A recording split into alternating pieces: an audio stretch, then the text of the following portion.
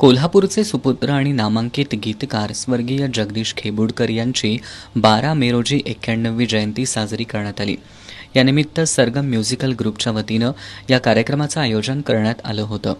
राजारामपुरीतील इंद्रप्रस्थ सांस्कृतिक भवन इथं सकाळी 9 ते सायंकाळी 6 या दरम्यान झालेल्या या कार्यक्रमाचं उद्घाटन सिफा बुक ऑफ रेकॉर्ड्सचे एडिटर इन चीफ डॉ. दीपक राऊत यांच्या हस्ते करण्यात आलं.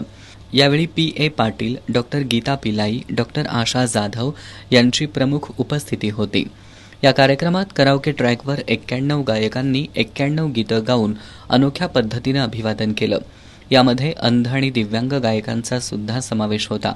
या कार्यक्रमाची नोंद जगदीश खेबुडकर यांच्या नावे आणि कोल्हापूरच्या नावे सिफा बुक ऑफ रेकॉर्ड्स इंटरनॅशनलमध्ये करण्यात आली आहे. यावेळी सिफाकडून सहभागी गायक कलाकारांना सन्मानपत्र, सन्मानचिन्ह आणि